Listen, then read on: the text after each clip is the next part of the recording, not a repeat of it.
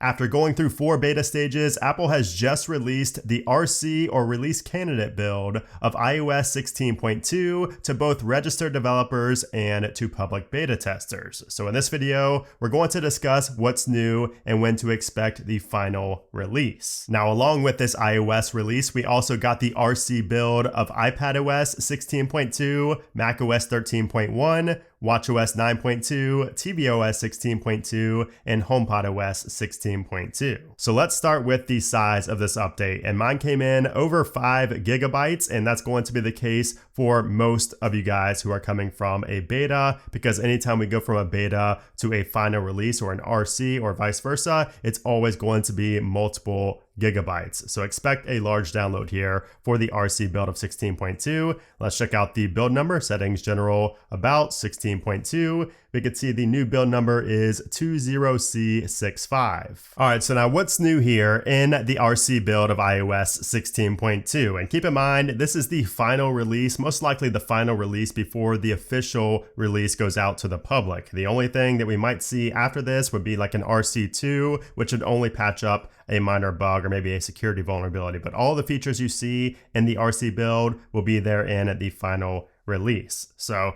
let's talk about the first feature, which is Apple Music Sing. And this is something I tweeted out about a few days ago, but this is now here in iOS 16.2. And what this is essentially just a karaoke mode. So if we go to the lyrics here in a song, now keep in mind, this only works for select songs. There were numerous songs that did not have this feature. So keep that in mind. It only works for some songs in Apple Music. But what this is you can see down here, we have this little karaoke button right here. And it's actually a slider. So if you tap on that, you're able to adjust the volume, and this will adjust the volume of the vocals. So I'm not going to play the music for copyright reasons, but you can play around with it yourself, and you will hear that the vocals get drained out the lower this volume goes. It never goes to 0, so you will always hear vocals if you listen close enough, but it does go down pretty low. Now, the cool thing about this is that the instrumental volume stays the same. So you will still hear the instrumental at the same volume. That way you can actually sing along with it like karaoke is supposed to be done. Now, what's cool also is that sometimes you will see that the lyrics are actually going by the word. So for some reason in this song,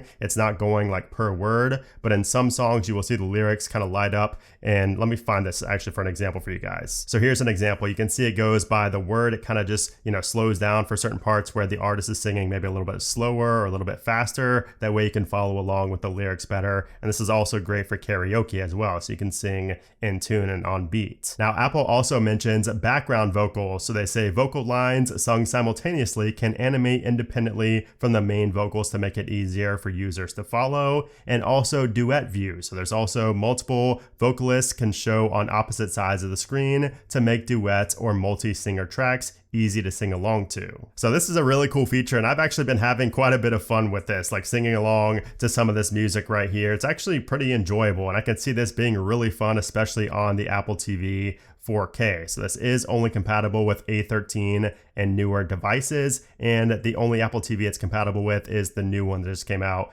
this year. So keep that in mind. Now, there's another massive feature in this update. And if we go into our iCloud settings right here and then to iCloud and then go all the way down, and you will see a new section called Advanced Data Protection. Now, if you tap on that, you will see a brand new security feature that Apple has introduced with iOS 16.2 that's called Advanced Data Protection. And what this does is it basically allows you to have end-to-end encryption on your backups. So I don't know how it took Apple so long, but now your iCloud backups will be end-to-end encrypted, and you can see the specifics as to what is encrypted. So your backups, your messages backups, your photos, your notes, your wallet passes, all of that right there. Now, if you turn on Advanced Data Protection, you can see you do have a button to press right there, and it says you will be responsible for your data recovery. Because Apple will not have the keys required to recover your data, you need to set up an alternate recovery method. So to do this, just tap on that right there, and you will need to add a recovery contact or a recovery key. So the contact is pretty straightforward, and it says that a recovery contact can generate a code from their Apple device to help you get your data back, or a recovery key. So we're going to go ahead and tap on that we're going to turn that on. And right here it shows my recovery key, and it says this key will be required to recover your account and the data if you can't use your passcode or trusted phone number. So this is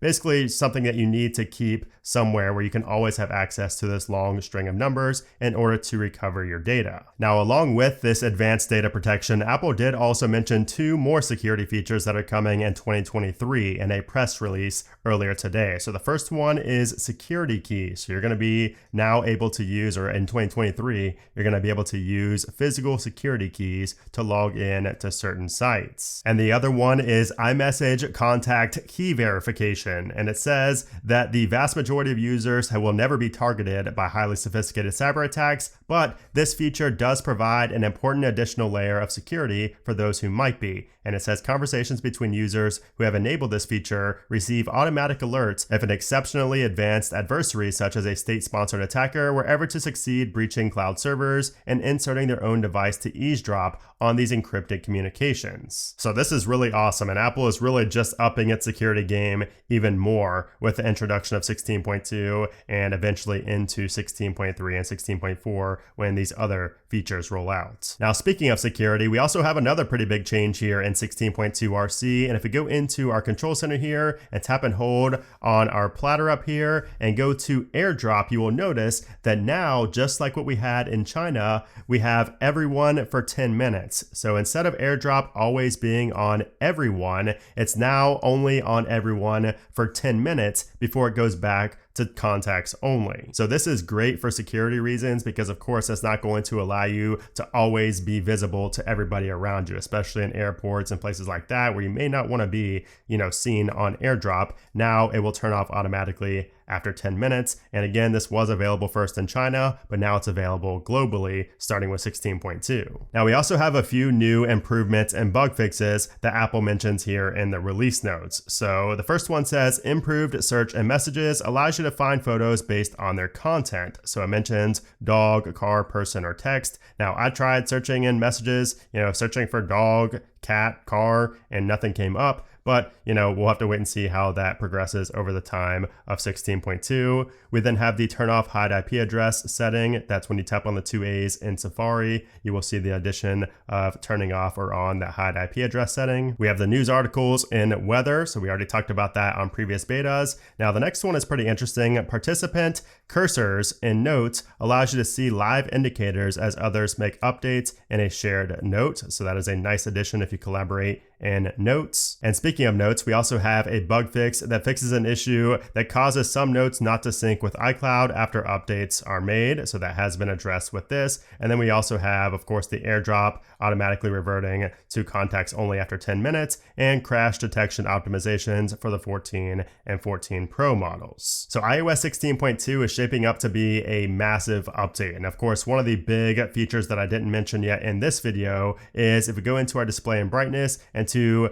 the always on display right here, this is a massive feature for 14 Pro and Pro Max users where you can now turn off the wallpaper and notifications for your always on display. So now when you go to the always on display, you can see it's more like an actual always on display. No notifications, no wallpaper, and it saves a good bit of battery life. So that is a very nice addition there, and that is going to be very well received, I'm sure, by all 14 Pro users. And then of course we have a ton of other new features and changes as well in iOS 16.2, which I will talk about in my What's New video that's coming next week when 16.2 rolls out to the public. Now, as far as bugs go, there are a couple of bugs that I've been still facing on the 4th beta and even the RC right here. So you can see I still have that lag for the HomeKit devices right there. Now, we do have a fix for lag when you go into an application and then out of it. So sometimes there was a stutter on previous versions of iOS 16, but we no longer have that stutter. However, one thing that has not been fixed, at least that I've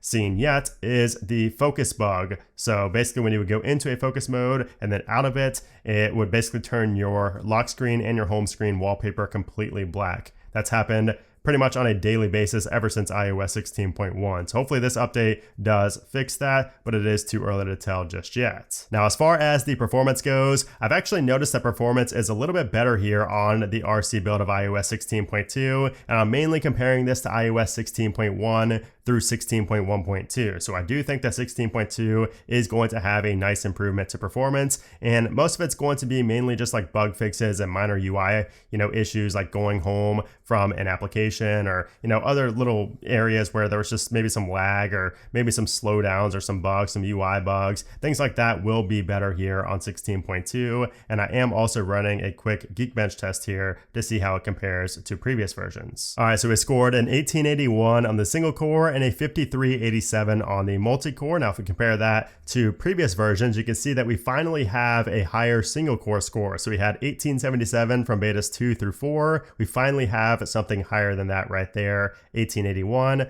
but the multi-core is slightly lower. And then as far as the battery life goes, don't expect any major improvements to battery life here unless you just had major issues on previous versions of iOS 16. If you had like really bad battery drain, that might get fixed here in 16.2. But so far, my battery life has been pretty good. I really have no complaints, but to me, it's been good really since iOS 16.1. So, you might see improvements. Of course, this varies tremendously on a case-to-case basis, so you guys will just have to let me know in a comment down below how it is for you, and I will also give you guys an update on battery life in my Apple Weekly episode on Saturday, and also in my official What's New video for 16.2 next week. Now, speaking of iOS 16.2 next week, let's talk about when to expect that final release. Now, today is the 7th. Now, there is a possibility of the next release being an RC2, but that's not, a common thing that Apple does. It doesn't happen every time. So let's just talk about the final release of iOS 16.2, and that is going to come most likely next week. And if I had to guess on a day, I would guess right there on Monday, the 12th. Apple does usually like to release these updates on Mondays, and I would also expect an iOS 16.3